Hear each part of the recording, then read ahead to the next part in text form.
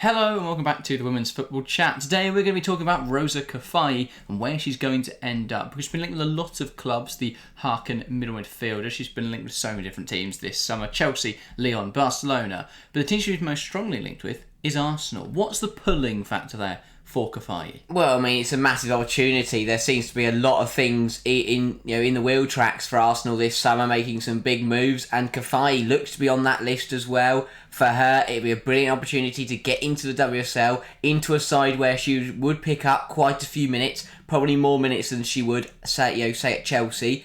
A very, very good player, but as I said, for Arsenal, they mean business this summer, and if they were to act on this kind of rumour and act on this transfer, it would be a very, very good deal. Yeah, I think for Kafaji, it's that guarantee of minutes, isn't it? You look at the other clubs linked, and at Chelsea, does she start? I find it very difficult to argue that she does. There's a lot of competition for places in that side. At Barcelona, there is no way she starts over Bonmatí and Putellas, so again, that's a rotation option. And at Lyon, well, we don't know how they're going to line up tactically next season because they're under new management. It's difficult to see how she would fit into a starting 11 there. So at Arsenal, though, I'd argue that after Manham and Little failed to really impress last season, there's a strong argument that Kafaji comes in and starts for them. Yeah, there is. I think Caldente could play that role as well. She could. I think Little and Manham were okay, especially Little. She had a decent season. But Kafaji is a very, very good player, a brilliant, brilliant talent. She'd come in, she'd raise the level of the Arsenal front line again, which already looks ridiculous, by the way, at the moment. Yeah. If they were to bring Kafaji, that is one hell of a deal. She looked absolutely brilliant for Harkin last season. Superb in the new WCL against the likes of Chelsea, Real Madrid, PSG. Played very, very well. Thoroughly impressed. And she's definitely a player that is going to be one of the best, going forward in the next few years. And for a club, if she could join a club like Arsenal, that would be a brilliant platform for her to show how good she really is. Yeah, she had a really good start to this season. 5 goals and 12 appearances in the Damallsvenskan in Sweden, of course, for Häcken. Really good start to that season. Obviously, they're now at their halfway point due to the fact they play annually. So, weird time to move, but I think for Häcken, they'd be okay with letting her leave. For Arsenal, I think it'd be a really good coup. And the bigger thing for Arsenal is it's not actually the player, it's the statement. It's the fact they can actually, they've got the pull over Chelsea, Lyon, Barcelona. The fact they go and compete with them for transfers, that for me says more than anything else. I think Kafaji's a really, really good player. You look at her numbers last season and her take-ons ranked in the 95th percentile for positional peers, which is really strong. That shows she loves taking players on.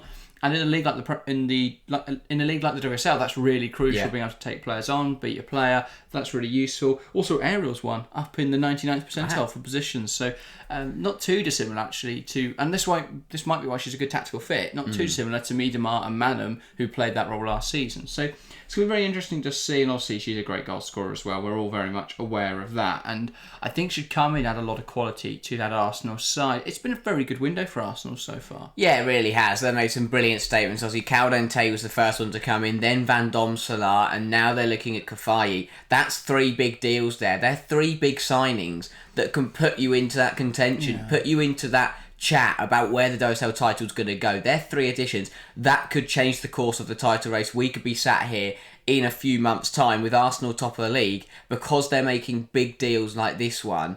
And I mean, they'll hope to get that. I mean, if they get it across the line, it's superb. And as you say, if they manage to beat off those other big teams for her signature, that is a massive result. That is Eidevall and Arsenal saying, we're not here to mess around anymore, we're here to compete. And hopefully for Arsenal fans, that will translate onto the pitch going into next season. Yeah, definitely. And obviously with Kafaji as well, the rotation there to be able to play right wing as well as attacking midfield, it means, I think Little will probably play deeper this season to accommodate for the fact that Kafaji and Caldente can both play attack midfield, and they've got Frida Manham.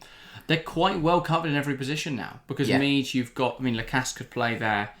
She's still at the club, I believe. And Lena Hurtig could play on the left wing. You've got Caitlin Forge, you've got Caldente, you've got Kafaji, Manham, Mead.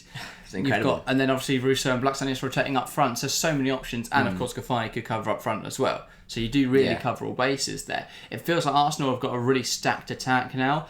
I would be surprised if Hurtig or Lacasse don't leave. If one of them was to leave, I wouldn't be surprised, because Arsenal have so many players now, and it's going to be very difficult to envision them getting minutes. But Yeah, Kafaji looks a really good signing. I do, however, still think that while at the moment the media is reporting she's preferring Arsenal, I do think they're going to face a very difficult job getting that over the line, because I think if Barcelona really wanted her and they put down enough money, it's very difficult for Häcken to say, yeah, you can go to Arsenal.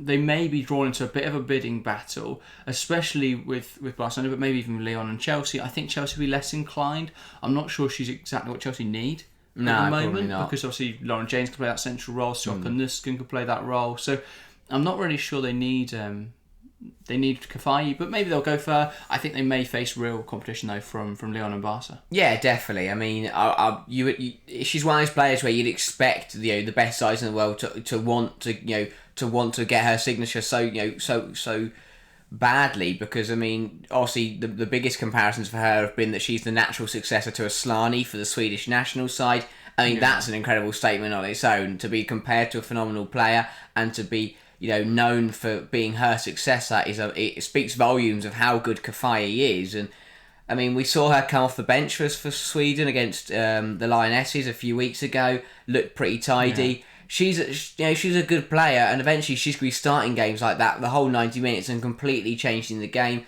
She's that player that you see her name on a team sheet and it worries you as the opposition, because you know how good she is, you know the talent she possesses.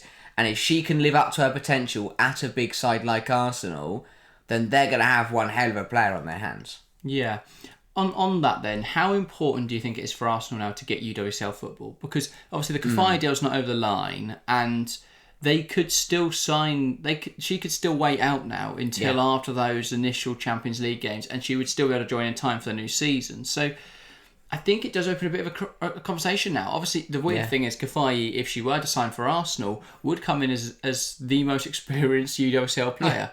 Other than obviously Mariona Caldente coming in as well. But everyone else in that side has... I don't think there's many players in there that have played UWSL minutes, because Arsenal haven't been in it for the last 3 years. It's more than that maybe. So it's been a while, and she's come in as one of the most experienced UWSL players. Yeah, definitely. And I mean, it is imperative that Arsenal get the UWSL football now. They're making these big deals. They're bringing in players that are raising that ceiling of the team. These world-class players aren't going to sit around for third in the WSL, not being in Europe, and only winning a Conti Cup every year. Those players will expect more. And yes, they'll bring that on the pitch, but obviously they're not going to single-handedly get you there. Arsenal have to deliver this season with the players they've got, but both on and off the pitch. We spoke about it when we touched on the Van Domselaar video and in the Caldente video. There's no excuses now for Arsenal with these players. Mariona Caldente, she needs to play in the Champions League. She's one of the best players. Has been one of the best players in the world. She will be in the Champions League next season, whether she likes it or not. But for her, it'll be massively frustrating if Arsenal don't get there. So it's absolutely crucial that Arsenal get through the qualifiers and get to the group stage of the UWCL. And I'd expect them to push up the league and put more pressure on Chelsea and Man City. And then we know how strong they have been in the Cups over the last few years. So again, they're going to bring the fight. Arsenal, potentially, for the first time in the last few years, we're looking at them making a good charge in multiple competitions. And that's a big step in the right direction. And as well, we've spoken before about the pressure now that's on Jonas Eidevall. It feels with every good signing they make, that pressure ramps up a little bit more, because they are looking like a stronger side now. They should be even more competitive. But yeah, it's really interesting to see what happens over the next few weeks, whether we see any more signings. I think that, obviously City have just signed Ayoba Fagino, which is a really nice signing, and obviously they've already added Miedemar to their ranks this summer. Chelsea have obviously signed Sandy Baltimore, which looks like a decent coup. Other than that, they've not been very active. Oh, it's Lucy Bronze, obviously. Julia Bartel. Well, yeah, but Bartel, obviously, for the future. I think she'll start to rotate in a bit this season, but I don't think she'll play as much as Cuthbert or Francois. Of course, another new signing. So quite a bit of action for Chelsea. And then obviously Arsenal, probably the most active so far, or at least the most crucial signing. There's Caldente, who you expect to be a starter. Van Domselaar, who is 100% a starter. And now obviously Kafaji potentially coming in as well. Is Kira Walsh the one missing part of this team? Potentially so. About it about a month or two ago now. Would Walsh join Arsenal? It's something that's been discussed. They've definitely been interested. The top of the lot, really. If Arsenal had a window where they brought in Caldente, Van Domselaar, Kafaji, and Kira Walsh, That is a window that wins you the WSL title. No answer about it. It should win you the WSL title. Right in the conversation. So unless I develop that's an absolute cock up, you'll be all right. But that would be a hell of a window. Kafaji and Walsh rumoured. Kafaji looks like a little bit more solid, but obviously there's more competition. So it'd be very interesting. That's the thing, we could record this, and then I wouldn't be surprised if Barcelona went, here's the money, here's the player, thank you very much. Suddenly Kafaji's out of the picture. But yeah, I think the other thing about Kafaji is she's not a player that's crucial to Arsenal. They could get on without her, but she would be a really nice signing. It's a bit of a luxury signing in that sense. And she's only 21. Well, yeah, so much. Age is on her side, and so is her talent and potential. So. Yeah, definitely. So it's very interesting if she pulls off. Obviously, Arsenal begin their pre-season tour of the USA soon. I believe they play Washington Spirit Sunday the 18th of August. That's only 2 weeks away now. We might stream it if we can find a way to watch it. So look out for that. But yeah, the WSL close to returning. Exciting stuff. We'll definitely be back streaming for Arsenal as UWSL qualifiers. So look out for that. Rangers, they should win. Then obviously we expect they'll play Atletico Madrid, which would be a difficult game, but it's a game they should be winning, and then they'd need to win yet another match to try and get to the Champions League. But love it. Yeah, very difficult qualification process. But that, I think, is everything from us today. Do go on, watch some of our other videos if you've enjoyed today's video, and of course join us live for all of the live action at the Women's Olympics. We're recording ahead of time here, so we don't know what's happened yet in the semi-finals, which are obviously last night when this goes out, but join us on Saturday for whatever the final is. Little prediction here, and this might be wrong, and we might look like idiots, but I think it's going to be USA versus Spain. Yes. What do you think of USA Spain? I would be surprised if it's not, but you guys know we don't. So join us for Brazil Germany this Saturday. Yeah.